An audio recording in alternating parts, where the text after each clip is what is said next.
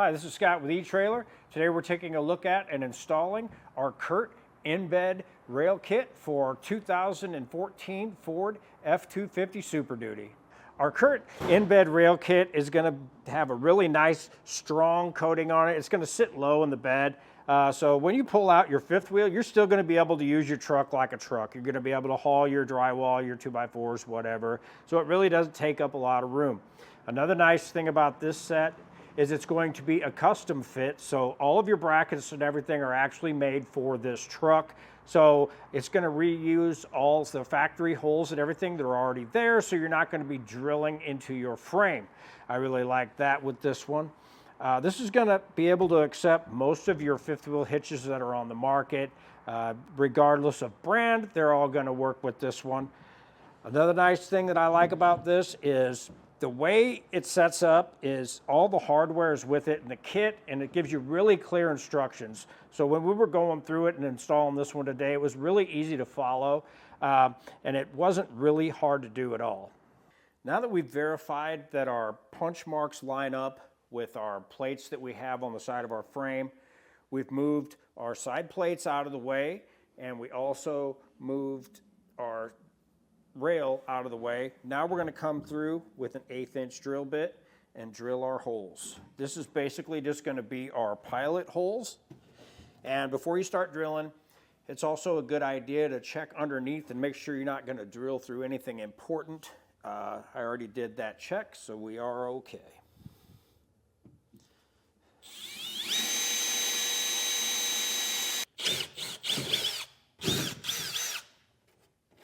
Now we'll come back through and enlarge our holes with a step bit, and just go by your instruction manual on the sizes that they recommend to punch those out to.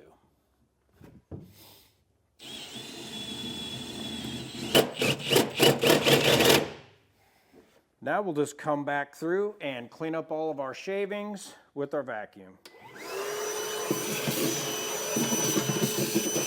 After our holes are drilled and we got all of our metal shavings cleaned up, we just want to hit the holes with a little bit of black paint. You could use black, clear, whatever you want to use.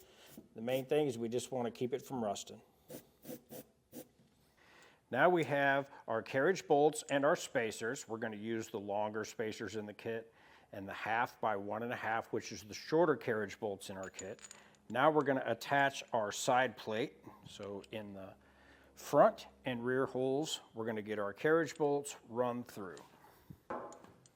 Now for our rearmost one, we are able to get at that one from the inside of the frame.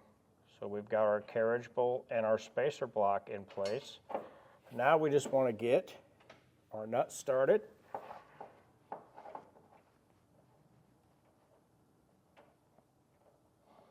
It may help if you have someone on the other side of the frame pushing on the bolt in, but once you get it started, you're good. Now for our front hole on this side, we're going to need to use our fish wire and go above our tanks. If you look through the frame, we can see that we have our wire coming through.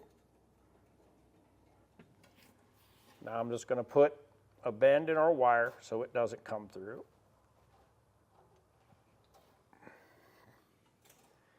Now on the end of our fish wire, I'm going to run our spacer block on, and then I'm going to run our bolt through, and then thread our fish wire onto our carriage bolt. Now we have our bolt pulled through. You may have to wiggle it around a little bit to get it to settle for you. But now we have it where we want it. Now we can pull our fish wire off.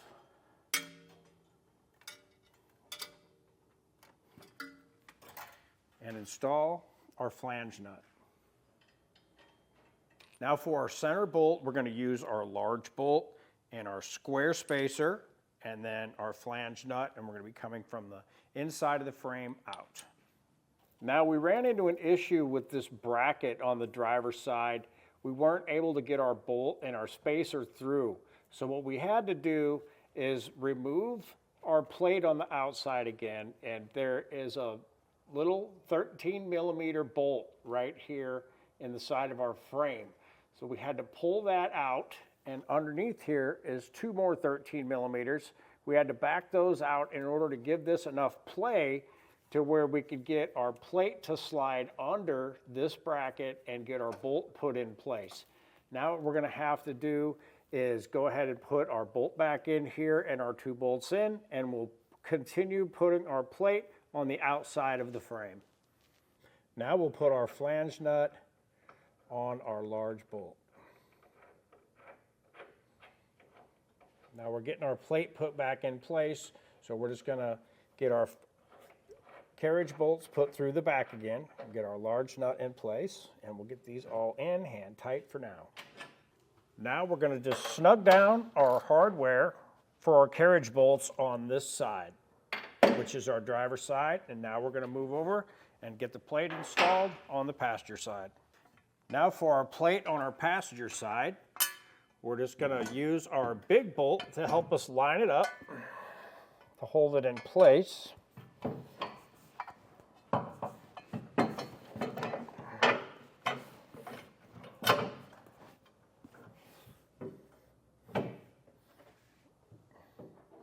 Now I can go underneath and run our carriage bolts and spacers through the back like we did on the driver's side. Now we have our carriage bolts in place. We're just going to get our nuts on finger tight.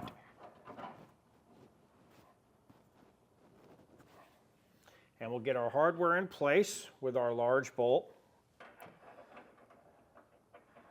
Get a nut on that.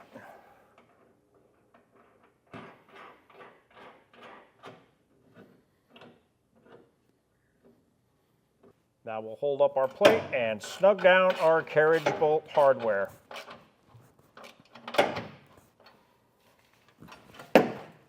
Now underneath of our bed where our rails are going to mount underneath here, or where our holes are, we're going to have these half moon spacers, and they're going to need to go underneath our corrugated area. So we had to pry down our sheet metal right here just a little bit. We want to get a little area, make a little pocket for our spacer to fit in. So what we do is we just get that slid in this way. We want to line that up with our hole. Now it may pop through the other side, but you can reach it here. Pull that back out. The goal is we want our hole to line up right here. This is going to support the ridge in our bed. That way it doesn't collapse when we tighten down our rail. Just like that. Now we can get our rail set back in place. Just want to run our carriage bolts through.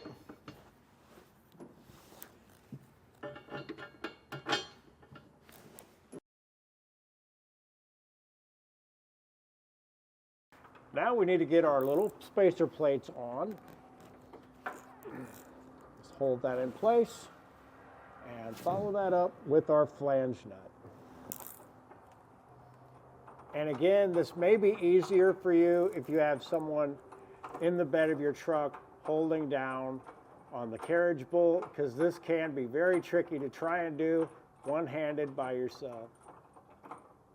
Now for our center bolt, we're going to take one of our U-shaped spacers.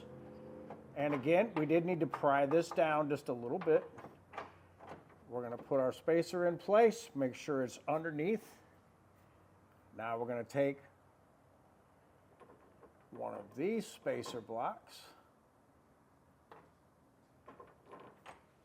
and follow that up with our flange nut.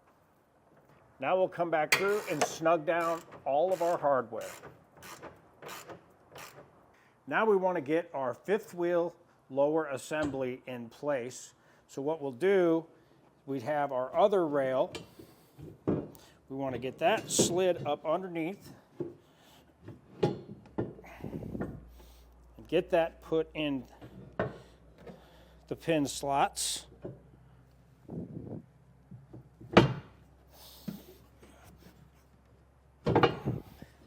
Now once we have that there, what we're going to do is push it all the way as we can towards our other rail. Now we'll take some measurements and make sure we're centered between here and here, and also the back of our bed.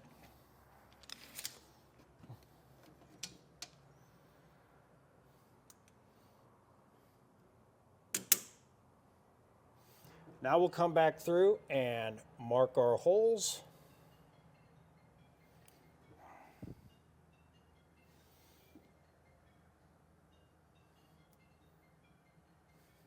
Now we can remove our fifth wheel lower assembly, our rail, and now we can drill our holes, the same procedure we did with our front rail.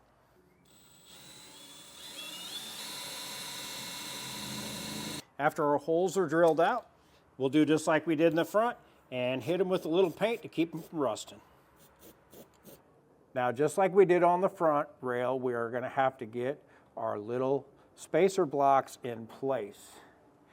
And we have our spacers underneath in place. Now we're going to get our hardware run through.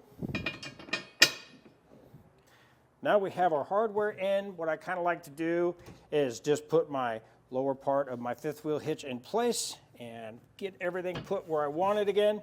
Now I can go down and start getting my hardware put in place. Now we have our center bolt. We're going to do our U-bolt. Have to run that through. Now we'll take our square spacer block and our bolt and our nut together. And again, this is a lot easier if you have somebody in the bed holding each carriage bolt down as you're going through this sequence. Now we'll come back through and snug down our rail hardware. Now we'll come back through and torque down all of our hardware to the specifications listed in our instruction manual. If you don't have a torque wrench, you can get one here through eTrailer or check out your local auto parts store and you should be able to rent one there.